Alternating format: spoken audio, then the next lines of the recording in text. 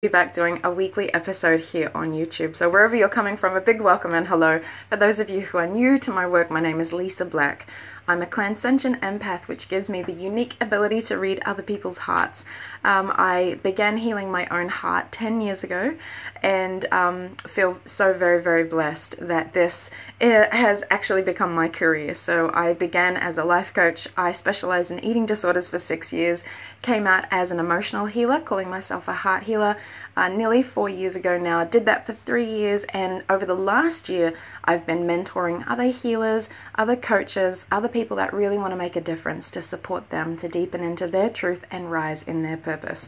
So for today we're diving in and talking about the genesis of our wounds, and for many of us we actually believe that it's the traumatic events in our lives that actually created the wounds that we have, which is not true. Unfortunately, so nice to have you in. Welcome in, Serenity. The truth is that it's the meaning that we place to the traumatic experiences that happen in our lives that actually become our wounds. So for example, every human being that comes into the earth will definitely experience loss and suffering, sorrow, grief, and pain of many types. There's so many varieties. And often as parents, if you have a child, it's our biggest desire to protect our children and attempt to prevent them from being exposed to any of these really challenging experiences. The reality, though, is it's not what happens to us, but the meaning that we place to it that becomes the heart wound. What do I mean by this? So I grew up in a family that had a lot of conflict, and some would say that that was rough. And it was. The interesting thing, though, was that with my parents' conflict, I chose to perceive myself as unlovable as the cause of their arguments, which was not true. It's really when we don't have someone that we trust, someone that we feel really safe and comfortable with, who can help us to process our big experiences and find the true meaning, find supportive meaning. That's when we can have traumatic experiences and they don't become lodged in our body. So I have had some other experiences that were traumatic, but they didn't become wounds because I had someone to help me process them, with whether that's a reliable parent or a dear friend, a lover, a partner, a boyfriend. You know, it's really when we have supportive people that can help us to interpret what has happened. So what are wounds? Wounds are when we take the circumstances that we find ourselves in and we assume what they mean about us. Wounds are situations where we deem ourselves unworthy, unlovable, or undeserving. There's so many different varieties of wounds, but when we make it our fault that we have experienced something in this life, that is what I call a heart wound. Now, here's why it's so disastrous. If you potentially believe that we are gods and goddesses capable of creating, as soon as we label ourselves, I'm unworthy, I'm unlovable, I'm not good enough, what we're actually doing is we're creating from that point. Okay, so I personally believed I was unlovable. So in my 20s, I was perpetuating the experience that I was unlovable and attracting every man that would verify that. Okay, so that heart wound of believing that I wasn't lovable based on my parents' arguments from the time I was a little girl manifested and drew in men that would verify it. Okay, this is how we know that a wound is in operation, because it becomes our point of creation. The reality is that we don't attract what we deserve, we attract what we are. And Wayne Dyer taught us that we attract what we are. The interesting thing is that we define who we are. So when I unconsciously, unknowingly believed that I was unlovable, I was doomed to create situations that verified I was unlovable. How you doing? Do you agree with this? Is this something that you have stumbled across as well? And in the next portion, I'd love to talk about how we can heal this. I just want to see if there are any questions, because it can be very, very confronting to attempt to protect ourselves from any trauma or protect our children from any trauma, when in reality, human life is one series of challenge to the next. And we don't want to think that we need to avoid life. What we want to do is we want to learn how to process our experiences in a way that doesn't wound us. I know how to do that now. And what I love is that when my children experience difficult, traumatic things now, as much as I protect them, there's some things I can't protect them from. And I'm there to support them to find the true meaning and a supportive meaning that won't become a heart wound that will perpetuate itself. So, before we go any further, would anyone like a heart reading here and now?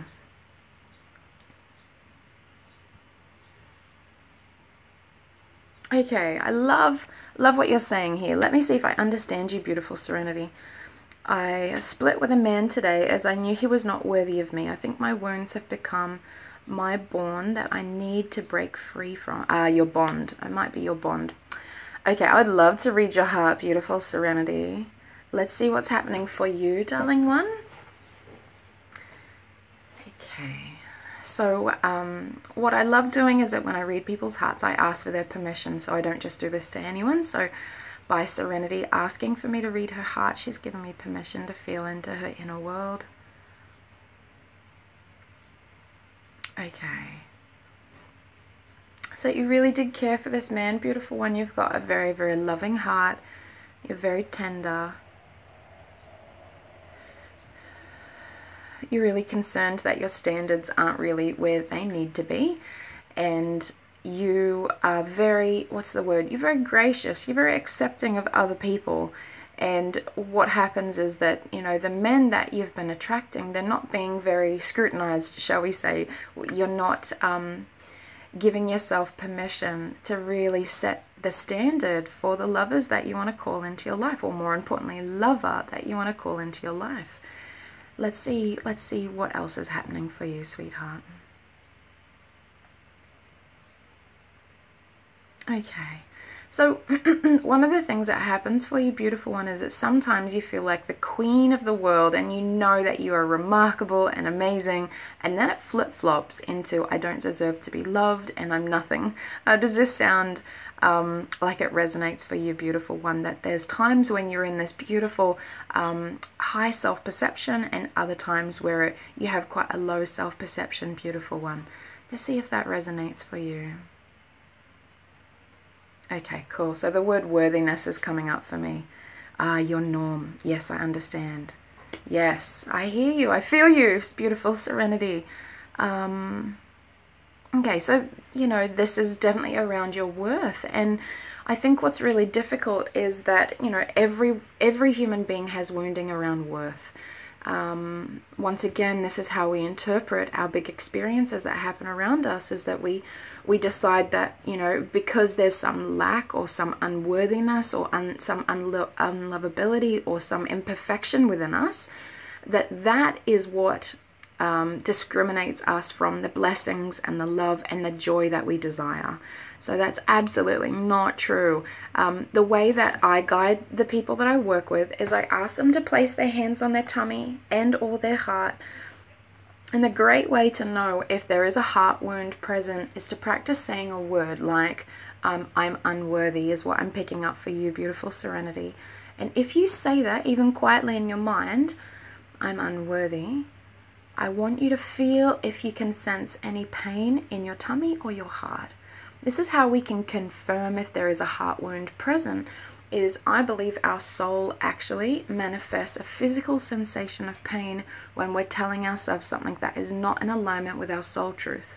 So everyone that I work with is clan sentient empath. They're very, very sensitive to feeling. And so this is how we can check if there is a heart wound. We can be nice and still and quiet and say you've picked up on the idea that you think you might feel like you're unlovable, and just go within yourself. And if when you say I'm unlovable, you feel a physical sensation of pain, that is how you know that it is a heart wound, and that's at the genesis of what you're manifesting. So there's some degree of unworthiness within you, beautiful Serenity. Shall we do like an internet healing on that now? You feel very, very game, and I haven't done this on a YouTube live before, but it feels very appropriate. Circumstances have aligned for you where you're in a lot of discomfort, and it's been not a nice experience, of course, for you today. And Yeah. So, do you believe me, Serenity, when I say that this pain and this sickness to your tummy, sweetheart, is confirmation that there is a wound here? Do you believe me when I say that? That's going to be quite important. And it's okay if you don't. It's okay if anyone here doesn't believe what I'm saying. But for me to proceed to that next step of supporting you to heal this, great. I didn't think we'd be doing a live healing. Wonderful. Well, I just so deeply appreciate your trust, Serenity. I love connecting and communing with people that I've never met before, but that we can deeply trust each other. I'm going to theoretically explain what we're going to do, Serenity, and this is going to be fast and easy. Everyone that's drawn to my work is connected to a higher power, whether that's an inner wisdom, a god, goddess, angels, guides, ancestors above, or the all-pervading intelligence and wisdom of the universe. Everyone that's drawn to me connects with one of these three. Which one do you connect with, Serenity? Inner wisdom, inner truth, inner light, your intuition, a higher power, angels, guides, ancestors, guardians, angels, or the universal intelligence and love that surrounds and cocoons us. What it's important to remember is that on this earth, everyone forgets the truth of who they are. And it's impossible for us to remember because some of our wounding is actually occurring in the womb, or as we're little children, or when we're 7 or 8. Sometimes we can clearly remember what was happening around us when we defined it as I'm unlovable, I'm unworthy, or I'm undeserving. But often some of this wounding is so clear, like I believed so strongly that I was unlovable as a little girl. No one could have convinced me otherwise until I prayed. And when I prayed and I asked, and I believe that I have a heavenly mother, and when she told me the truth of who I was, I could feel it. So Serenity, what I'm going to be asking you to do is to call on your higher power, whomever that is. And I want you to ask them for the truth. And I don't want you to figure it out. I want you just to surrender, and I want you to relax. And let's all do this together. If you're here on this live, come on down and think about something that has been manifesting for you lately. If you've picked up an idea that you're undeserving, or that you're unworthy, or that you're unlovable, or that you can't have the good things in life, I want you to connect with any idea that's creating pain in your inner world. And I'm going to say a prayer, and I'm going to hope that I'm going to include everyone's connection with their higher power. And what I'm going to do is just sit here in stillness for a minute with you afterwards. And I want you to receive. You'll receive images to your mind, words in your ears, feelings in your tummy, either clairvoyant, clairaudient, or clairsentient. And this will remind us of who we truly are. So let's be game. Let's be brave. And I'll say a prayer now. We're so thankful to be here in prayer, asking and requesting that we can be reminded of the truth of who we are so that we can heal our hearts. We ask and pray that those loving, benevolent beings who watch over and care, everyone present on this live, those who will watch the replay, and myself, that we can feel cocooned by your love. We call for the sacred guardian angels who have watched over us since birth. We ask and pray for our sacred team of guides, our ancestors, God, Goddess, those angels, deities, beings, and entities of light who love, care, and watch over us, that we can call them forward, that we can perceive and feel of their presence. We're deeply grateful for the opportunity to be here together today, and we feel so deeply for those who are feeling pain and those who have heart wounds at this time of year. We pray and ask that they can receive a remembrance of the truth of who they are. We pray that their hearts and minds will be open, that they can feel in their inner world a remembrance of their truth, that they can receive the sacred words, images, sounds, and feelings, recalling, remembering, and inviting them home to the truth of who they are. We ask and pray for sacred blessings to fall upon everyone here in this live, that they might be able to receive a heart healing and be able to release the old idea of who they thought they were and have it replaced with a remembrance of their soul truth. We ask and request this with our combined faith, love, gratitude, and do so through Jesus Christ's name. Amen. So, beautiful ones, we're just going to sit here as you receive. And allow yourself to breathe deep and be very sensitive to any impressions that receive in your mind, in your heart, in your tummy.